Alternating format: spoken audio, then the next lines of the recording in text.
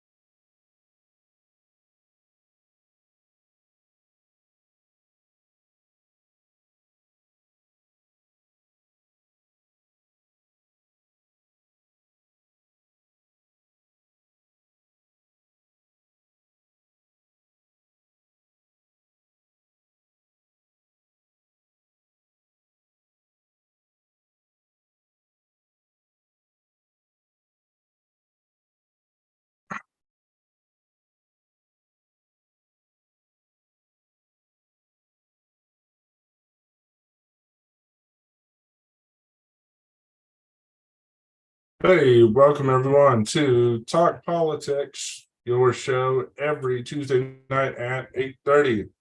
The only show where you don't just watch the news, but indeed help make it. Think of it like this: each Tuesday, or now Wednesday, we'll cover the fudge, man. We're so messed up already. Think of it like this: every Wednesday at 8:30 p.m., you can join us for conversation amongst friends about politics. We'll cover the questions asked in our Talk Politics group, cover the big things going on nationally, and we'll get to the commentary. In the meantime, if you guys want to help us in our mission of restoring civil conversation, go to ko-fi.com/Reichenbach Media and make a donation to help restore civil conversation and cancel legacy media. You can do that right through that link. Hey, good to hear from y'all, Chet. Good to hear from you, Barry. I hope you guys are doing well. And yeah, I'm doing okay. Some updates on how things are going. Thanks to the courteous donations of a handful of our friends, we were actually able to purchase more ads to expand on Facebook. I'm going to try to upgrade this background here at some point in time. And well, just keep doing more to reach out to more people. So I want to thank all you guys who have invested in us and continue to believe in this program. And speaking of which, we also got some new merch out there for you. You can get a cool new mug that says, "Hey, forget football. My Super Bowl is the next election." So also go ahead and make sure to check out that brand new merch that we have there for you. In the meantime, hey, we're just going to keep it moving today and go directly to Pulse of the People. And hey, talking about what it is that you guys are talking about. So to start with, I asked a question about the Uyghurs because hey, it's important. It's a key aspect of how we frame our relationship with China. And this is in our public Talk Politics group. If you guys aren't familiar, go to Talk Politics in that group to interact and have your voice heard here on air. But what I wanted to ask is, okay, if our government is going to make these claims about the Uyghurs, why haven't politicians tried to negotiate a settlement on behalf of the Uyghurs or encourage China to respect human rights? Instead, we're going the direction of warmongering, fear-mongering, and really doing little to actually solve the problem.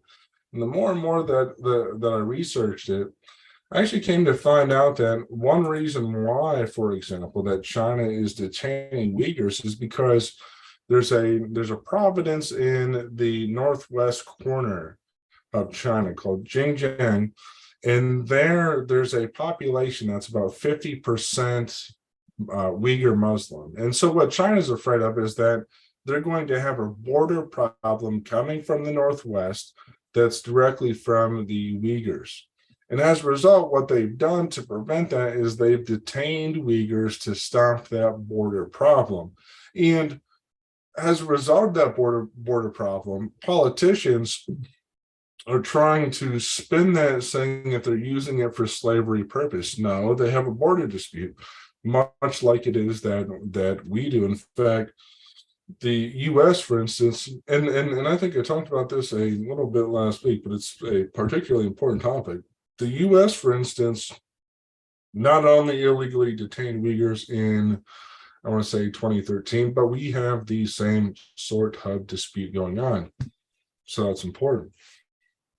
So, and Wendy said, well, the reason why politicians haven't come up with a solution to the Uyghur problem, and I'm interested in hearing your guys' thoughts. Why haven't politicians been able to solve the Uyghur problem in China? Or why aren't they arguing for resettlement? In my view, it's a border dispute, and politicians aren't being honest about that, and they want to fearmonger to use China as a scapegoat for our domestic problems. But when he says, hey, China knows all buying secrets, and China should not be able to sell billions worth of dollars in the U.S. without paying a fee to do so, and Biden is scared of China. Well, I think there's some truth to that, and I think a lot of politicians are indeed afraid of China, but they haven't been able to negotiate any kind of meaningful settlement. And I think that's problematic. Very, very problematic. Hey, Monica. Hey, Bill. And Bob, good to hear from all you guys. And hey, good to hear you. Here you guys are back. We're just covering what you guys are talking about in our Pulse of the People. Also, here's our special mug. Forget football. My Super Bowl is the next election. I know that a lot of you guys are great patriots out there. Make sure to get that. Make sure to let people know, hey, I'm tired of this corny Super Bowl, tired of these games. My Super Bowl is the next election. Along those lines, hey, we need to focus on our elections so we can focus on stopping the Russia-Ukraine war. And I asked you guys, how much do you support the Russia-Ukraine war? We have a handful of responses here. We have not at all, 100%, some, or something else. And part of the reason why I'm asking this is because there's no signs that the Russia-Ukraine war is going to stop anytime soon. And also, the United States has recently sold or donated, sent over more tanks to Ukraine. So we're going to be dealing with this prolonged conflict. Most people said not at all. And heck, that's the perspective that I agree with. Why are we engaging in this war that's costing us all this money when we have our own domestic problems that aren't being taken seriously? Lynette says, I don't support it. Why do we support a country to defend their borders, but yet we are to ignore our own right to have borders? Steven sarcastically mentions, hey, I support the current thing. Some people who said that they supported the war said that Russia was doing us a favor by, well, they didn't say they're doing us a favor. They said Russia's taking out the trash. Or in other words, they don't support Ukraine in general. Ukraine, compared to the rest of the EU, which it's not a part of, but in comparison to it, Ukraine is the worst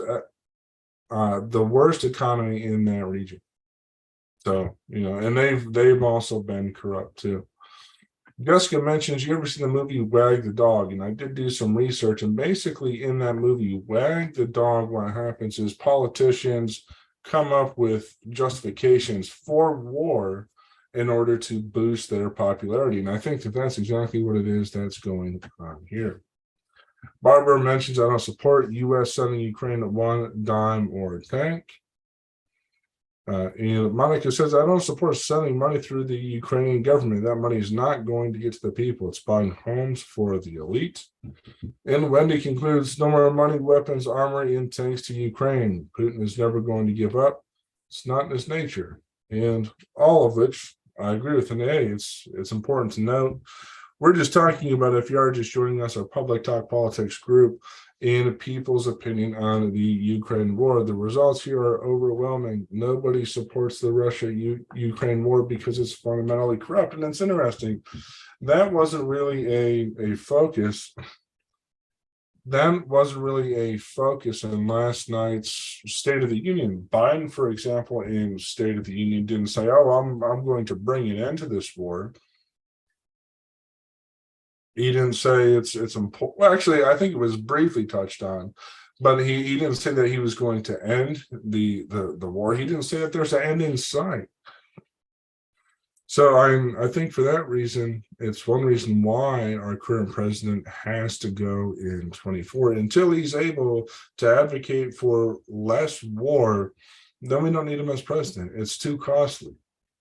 And it's so interesting because he's the sort of guy who will jump up and down about respecting equal rights and peace and justice. And meanwhile, he's fueling a proxy war against Russia. How does that make any sense? Russia in an economy in which Democrats destroyed in 1998. So, hey, well, the unpopularity is reflected in public opinion.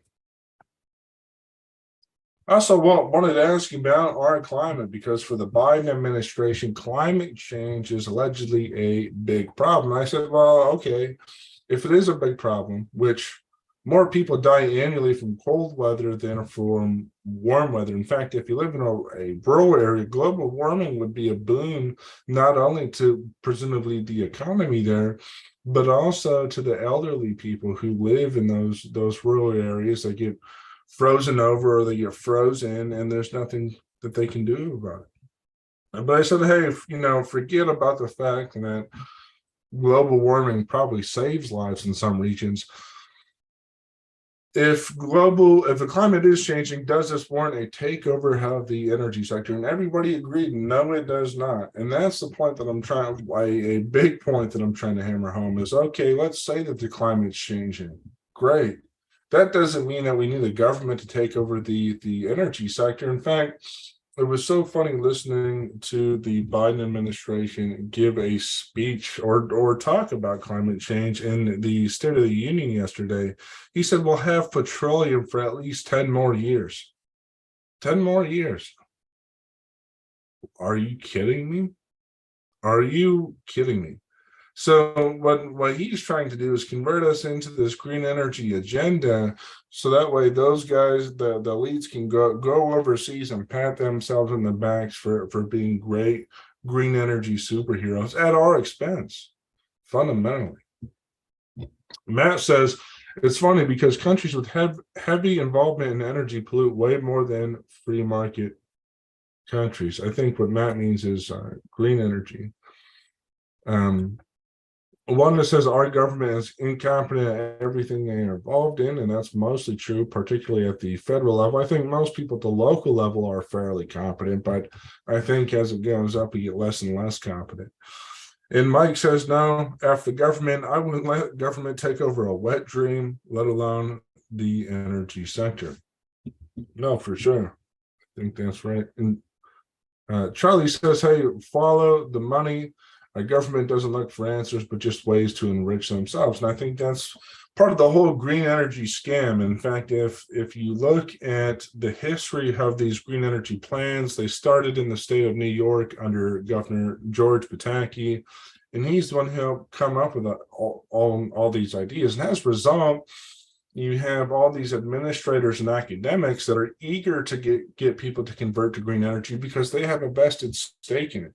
And that's what's so interesting. You have people who say, well, there's all these greedy corporate interests out there in big oil. Okay, perhaps that's true. At the same time, what about the greedy corporate interest in green energy? Why isn't anybody talking about that? Those interests are real. And even though some of those people aren't corporate executives, they're still just as greedy. They're still just as greedy, particularly in the government where nothing is ever good enough for those individual people. And this brings us to the big topic that people wanted to talk about just a few days ago. What should we do about the balloon? And this is a really, really, really interesting point of discussion. I got into a long debate with my friend Rob, who said that we could instantaneously shoot down the balloon. I don't think that that's the case. So for those of you who are just joining, we're just talking about our Pulse of the People segment, where we go into our Talk Politics group and review what it is that people are talking about. Right now, the people are talking about the balloon. What should we do about it? The majority of people says it, shoot it down. Some said let it hang loose, and one wise gentleman, Mr. Kevin Miller, said capture for analysis. And my point was, okay, I understand being alarmed by the balloon, but if it's not proactively doing any harm, why does it matter if it's there or not? And personally, I think more questions should have been asked about the balloon, and the public should have been better educated about what the balloon was or was not. You know, we ultimately, at the end of the day, we never got any briefing about what the balloon is or is not. In fact, we still don't have those answers now. We have no clue what the balloon was. So how do we know if we should shoot it down? In fact, I was one of the few who said let it hang loose. But, well, you guys had something different on your mind. David said never bite the hand that feeds you. Gwen wanted to know if it was dangerous. Ray said the balloon would be best handled by shooting down in a relatively gentle fashion, so that way it doesn't explode. Joan said if we shoot theirs down, they shoot ours down. You really don't believe we have them all over the world? No, we probably have our own. And then Jar Jar said is upon our radar site failed again to warn us. And that's something that I don't totally know about, but hey, so it goes. And so my point, though, one thing I wanted to bring up is that, hey, I know a lot of people have concerns about the balloon, but shouldn't it be presumed that anything that we do, anytime they're advocating for swift action, that it's probably exaggerated or it's probably wrong? I mean, what is it that the government has successfully reacted to that's put us in a better position? I'm interested in hearing your guys' thoughts. One wasn't that the government had reacted to that did us well. Was it COVID? Was it the Twin Towers? Was it what? By my tally, the government hasn't done a single thing well that quickly. But again, most of you said shoot down the balloon, which brings us to the next question that I asked is I said, well, what if the Chinese balloon scandal was something like 2003's weapons of mass destruction, and the WMDs were used to agitate for a needless war? What if the balloon was really being used in that way? And maybe that's why they didn't want people to know what was going on with the balloon. So that way we can use it to justify trying to do something preemptive to China. This keeps cutting out of me, and I don't know why. Well, can't tell you. If you are listening, let me know. If you are in the comments, let me know if you can hear me clearly or well. Could be your computer if you're having that problem. But I was just mentioning that the Chinese balloon. Do you guys think that it could be used to agitate for a needless war? And the options where I trust the government, that wouldn't happen. Something else, or it wouldn't surprise me. Not a single person mentioned that they trust the government on this issue. So, hey, neither do I. And so our responses: China owns Joe Biden. Many politicians from both parties, bureaucrats, and the entertainment industry. And well, it took a while before a ruling class would want a war with China. So Josh is taking the position that a war, then we should go to war with China. I don't think then that we should, but that's apparently Josh's position. Ryan says we're already at war with China, or an economic war. And what I tried to point out to them is, hey, I understand the rhetoric on China, but I don't think that we have good evidence that shooting down this balloon is going to help us with any trade problems. It's not going to help our economy bounce back. There's not a single war, sanction, anything that we can do to China that's really going to help our economy other than to increase trade. And that's where it is that we are at. We need to increase trade so we can not only establish peace with China, because if they're a trading partner, they're going to be less likely to be hostile to us and less likely to partner with Russia and Iran, but also will reap economic benefit from doing it.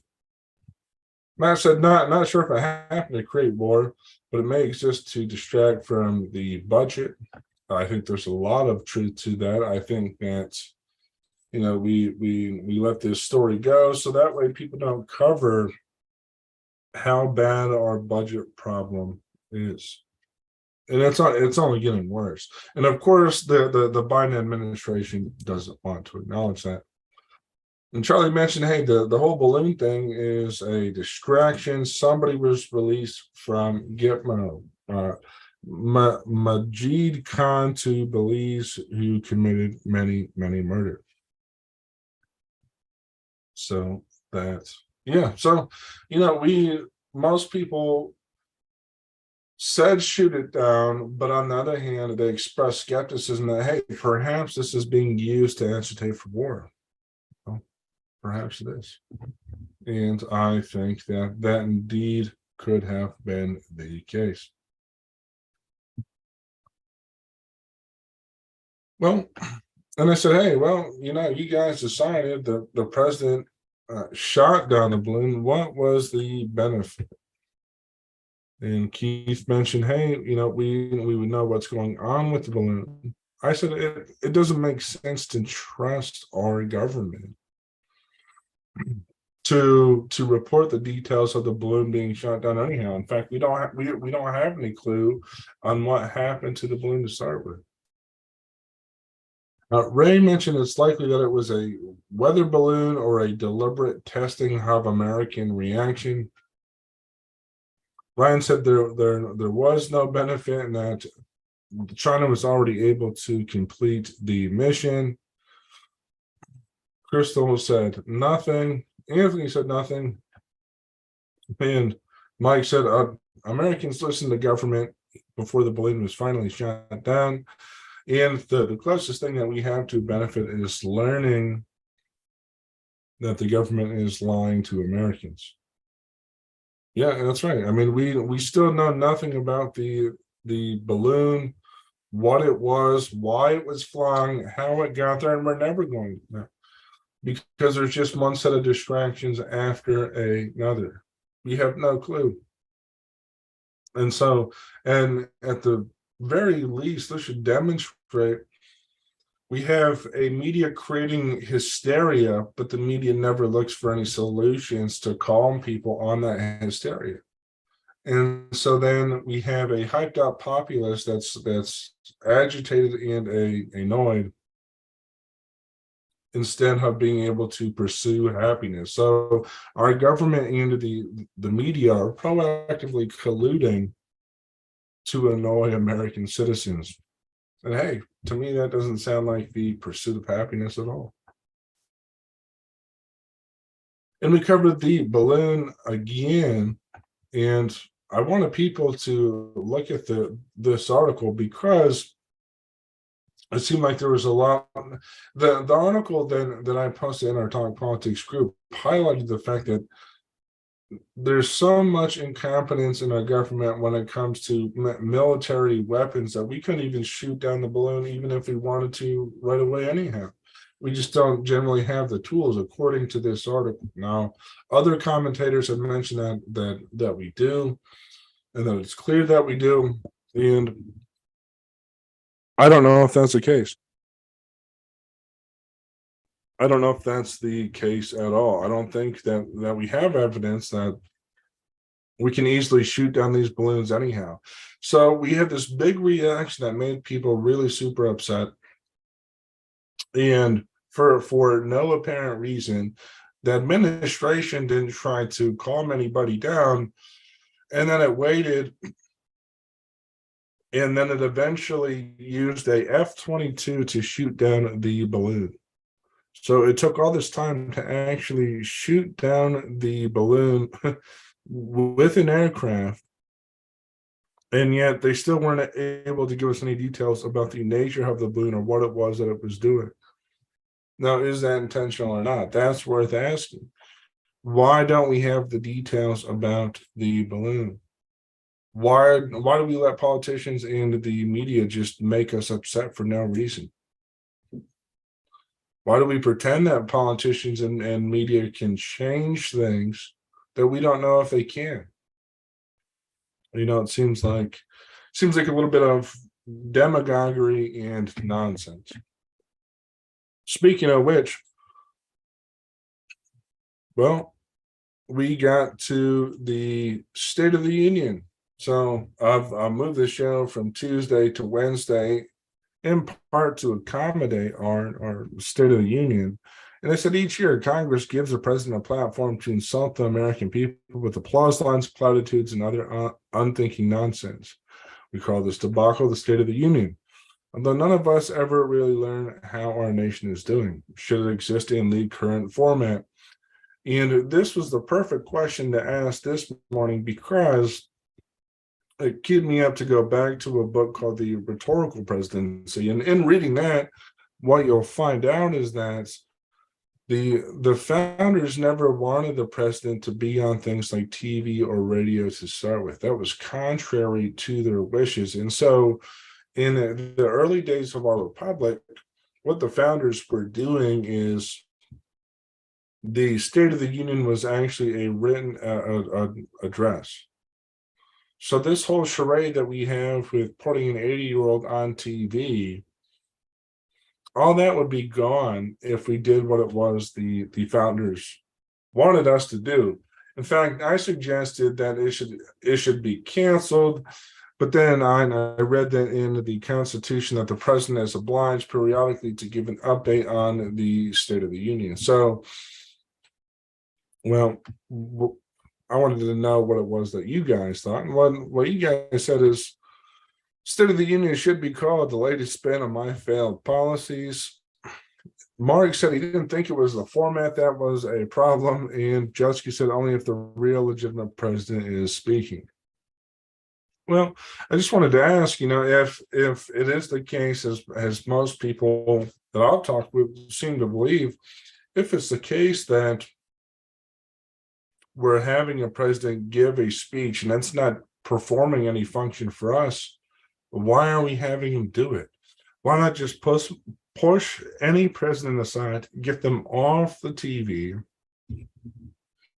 and that way we as Americans don't have to be burdened by our government with applause lines, platitudes, and other unthinking nonsense.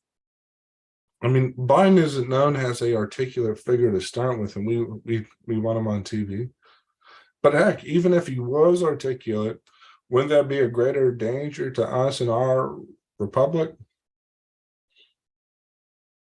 And I think the answer to that is clearly yes. We shouldn't have presidents on TV, and we could indeed cancel it. In fact, my friend, who's a policy analysis, goes one step further. He says, what we should do is, if the president is going to insist on having the State of the Union, then they need to have the National Defense Authorization and the budget bill, I think, passed. And I think that would be a solid trade-off. If we're going to have a president that's going to grandstand in front of us, then they should already have the work done that they have to do. Sound compromise. And so that's where it is that you guys were at in the pulse of the people and what you guys had to say and wanted to talk about. Now we'll move on to national news and nonsense.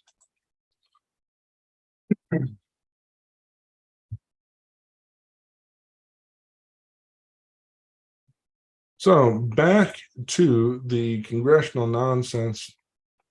First, what we'll do is we'll cover a little bit about Congress and what's going on there, and then we will talk about the presidency before finally moving on to just revealing through analysis that maybe we don't know as much about balloons as we thought that we did. Maybe it's not indeed possible to just shoot them, right? But one story then that I wanted to point out here that I think is really, really, really gone under the radar is that the House GOP put a vote on Thursday for a resolution condemning socialism as a threat to American prosperity. And you had 100 Democrats that would not do that. We have 100 Democrats that won't agree that socialism is a problem. And these are the people that we are electing to offices. So, about a quarter of all representatives are basically socialists. We have a whole wing of Democrats that are known socialists. Now, consider this. Consider what the name of the group was that Adolf Hitler organized. It was called the National Socialist. Hitler organized a group called National Socialist that proposed to do many of the things that our government is trying to do now. Generous welfare benefits, more giveaways to people, to the point that the National Socialist Party had to go to war to take money from other countries because they were going bankrupt from giving so much away. That's the untold story of socialism abroad, is what it was that Hitler did and what the motivations were. So for those of you just joining, thanks for joining Talk Politics, the only show where you not only talk about the news, but help make it. We are discussing national news and nonsense. And what it's since been revealed is that 100 Democrats would not say socialism is wrong. And I think that's a problem. I'm all about democracy. I'm all about the people. I'm all about empowering individuals to do the best that they can. But when we have socialists, that's not what it is that they are doing at all. So, hey, for all you guys out there, just know we have 100 socialists in Congress. Now, these same socialists who claim to be about the people, they want to insist that cannabis is regulated before it's even passed. So you have you have two people who are co-chairs of the Congressional Cannabis Caucus, which you have a Congressional Cannabis Caucus before cannabis is even legal. How does that make any sense? And what these guys want to do, this nonsensical caucus that wants to talk about a drug that's not even legal, is they want to have stricter regulations because of the potential threat that CBD could pose. We have not found adequate evidence to determine how much CBD can be consumed and for how long before causing harm, said Principal Deputy Commissioner Janet Woodcock in a statement. Okay, cool. So we created a whole nother caucus in Congress to make up things, to talk about something that's not even legal, to then say, well, we can't legalize it because of something that's kind of like it, but not quite what cannabis is in CBD. And that's what it is that these guys are spending time doing, is trying to put more regulations on something that's not even legal to start with. But meanwhile, they're saying, well, more people are using cannabis to start with. Okay, cool. So then why don't you guys legalize it and then have a caucus that makes sense? And yet we're having the FDA create a new regulatory pathway for CBD that includes labeling and contents and a minimum purchase age. So instead of actually working to legalize cannabis, these guys are instead finding ways to partner with the FDA to create labeling for something that's not cannabis. I mean, when does this nonsense end? Or are we always going to have to deal with these weirdos that are creating caucuses for things that don't exist? Hey, good to see you, Mr. Henry. Hope you're doing great work out there.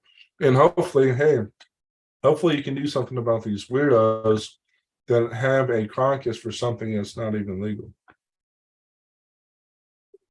But hey, we get to it. We'll talk a little bit about the upcoming presidential race and all the stuff that's going on here. And basically, what we have is we have more examples of the media giving praise to a guy who struggles to do anything. And he said, "Oh, we have to feel sorry for this man because he's doing tricks to conquer a stutter, and so therefore he's got all these notes. He's a great hero. He's a great hero." And then meanwhile, he actually goes out to give the speech, and he starts yelling at people and trying to antagonize them, particularly Republicans, with false phrases. He's out here. But yes, it's great that he didn't stutter. That doesn't mean that he deserves our sympathy. It's not like he's a great hero. And the media, of course, this isn't anything totally new, but this is stuff that has to be decried, and it points to the need for streams like this to say, hey, all this is nonsense. We need an entirely new form of media altogether because these guys are making up nonsense to justify a very weak and unpopular president. And they're trying to flatter this guy while saying education issues vault to the top of the GOP's presidential race. Well, Joe Biden really didn't go that deep into those issues. He didn't talk about education that much. Oh, Grant has some good insight. They have caucuses for all kinds of weird things. There's a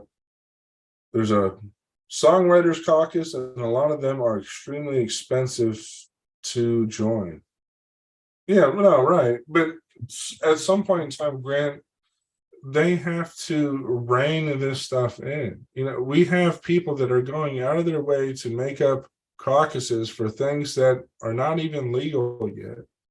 And they're not working on solving any serious problem. We have problems with Social Security, Medicare, and Medicaid. And instead of these people working together to address those serious problems, they say, well, we have to put a label on CBD because it could do damage to kids' liver. Okay. Seriously? Seriously, I mean, you're going to do more damage to kids by letting them pay into this bankrupt scam called Social Security, Medicare, Medicaid than what CBD without a label will do. This is absolutely crazy. So it's a great observation, Grant, and that's good to know, but it's just so fundamentally crazy that this goes on. And it's crazy that we have a president that won't really talk about updating our education system to meet the needs of most Americans.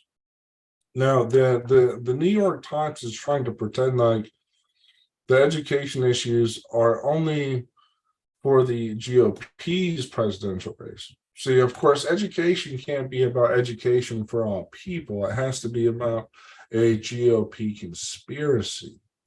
And the Republicans have to be involved in some kind of conspiracy, defending parents against quote unquote wokeness.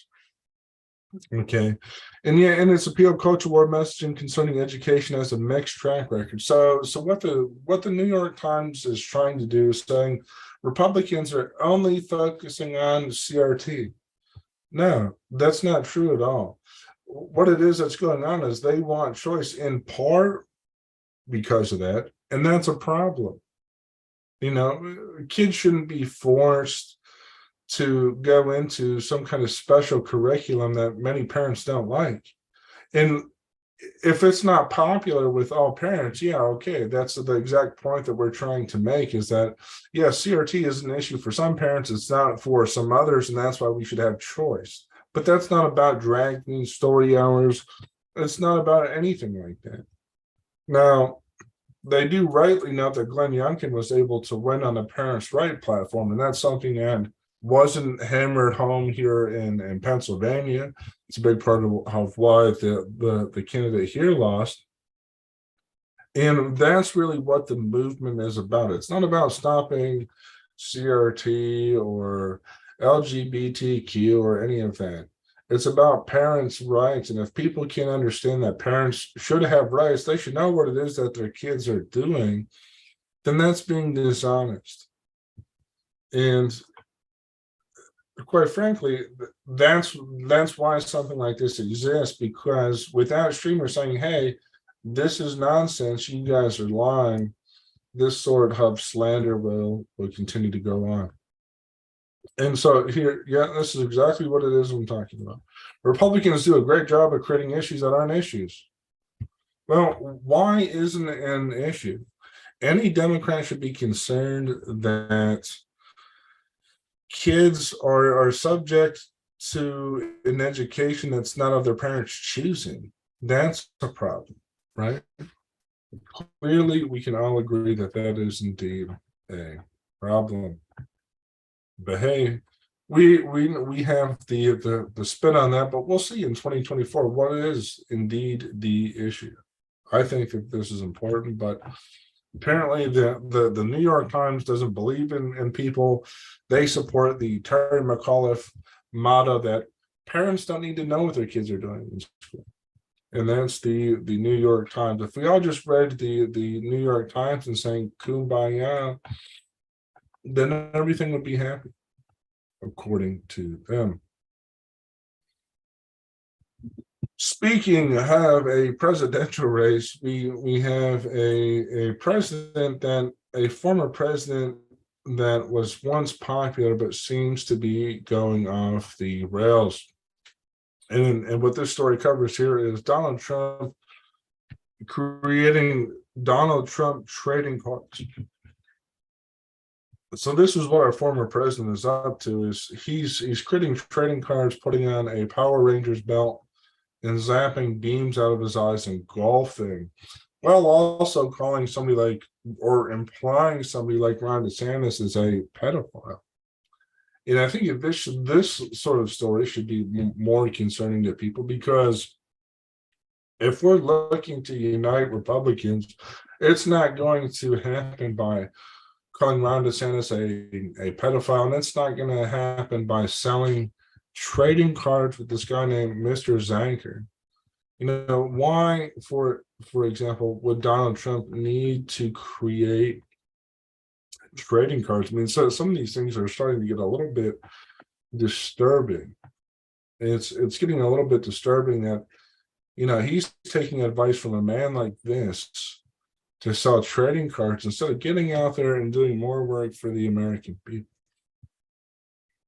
I think that we should all sort of be concerned about that. I respected the former president. I think he did a lot of great things. But if he's just going on about trading cards, we're going to be in trouble.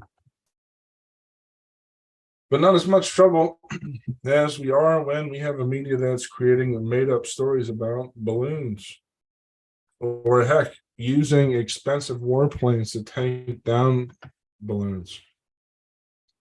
So to take down the balloon, the United States used the F-22, which was first released in 2005. We paid $67 billion for 187 of these planes, and yet, the only thing that those planes ever have done since 2005 in a 18-year period was take down this balloon. Now, apparently they said that this was at 60,000 feet, but apparently if you see that trail there, it couldn't be at that altitude, because such a trail wouldn't be made. So apparently not even that is true. I don't know. And so we basically invested $67 billion to shoot down a harmless balloon that has done hardly anything. And it's the same kind of path that we're continuing to go down. We're developing more and more planes like this, like something like the F-35, that do nothing, cost taxpayers billions of dollars, and only shoot down planes. But the whole balloon saga, and the reason why I wanted to bring that up, is that it's not immediately apparent that we can easily shoot down balloons to start with. Yes, we can get F-22s to do so, but it's not that common. In fact, according to this article, Chinese balloons are advanced and hard to shoot down. So when you're talking about a balloon, for example, one reason why they're harder to shoot down is because unless they're exploding and you shoot them in the payload, which can be challenging to do at high altitudes, then if you puncture them, because it's helium inside, they don't just start to fly around and automatically deflate. And that's what this article mentions here, is that the first Chinese balloon looked like a normal weather balloon, but had distinct characteristics. And apparently it had advanced steering technology. So presumably this balloon could have gone off track, been steered by China to some hard to get to place, and then couldn't easily be dealt with. And so you have some experts that are suggesting that these balloons have an even better advantage over a satellite. So it's not just that the balloon in and of itself is a danger, but the future deployment of these balloons is challenging. And As it mentions, these balloons use helium, so you can't just shoot it down and then it goes down in flames, because with helium it comes out slowly. And back in 1998, they tried to do it, but it didn't work out so easily. So that balloons difficult to shoot down. And this article seems to support that perspective, that it's not that easy to get rid of one of these balloons, because these balloons go up so high. A lot of fighter jets can't even typically go up that high, and using an F-22 to do that is presumably more challenging, because it would have to get the balloon when it reaches a certain lower level point. So that is tough. That is tough. Yeah, and so nothing makes sense about this, as this article says here. And so that's all we have for national news and nonsense. We'll go to commentary. We will do commentary.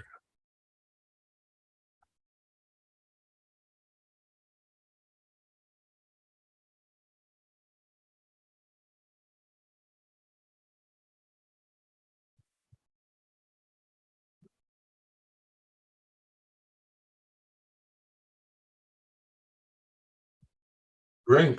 Well, there's a lot to comment on, like always. And one thing that I wanted to comment on is the State of the Union. After all, when presidents make these speeches, are they truly commenting on the state of the union, or trying to advance the State of the Union that they wish that was? That is, after all, much different than commenting on the current State of the Union. And moreover, how insightful is it really?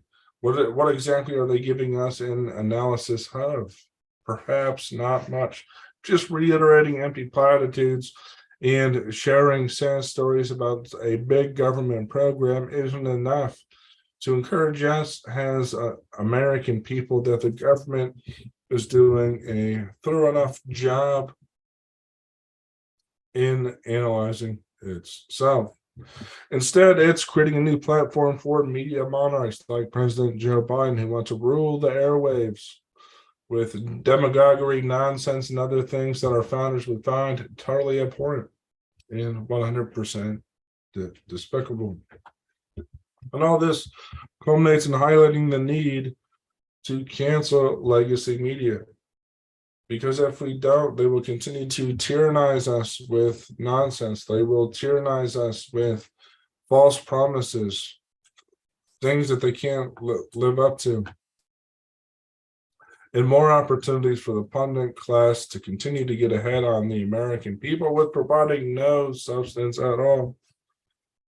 And that is the direction we are indeed headed. So if you want to help us cancel the media monarchy, go to our store. There you can get a new mug to help donate to the expansion of our program. Okay. Well, that's all we got for now. It has 110% been great. Actually, it hasn't, a little bit under the weather, but we'll come back to y'all next week at the same time.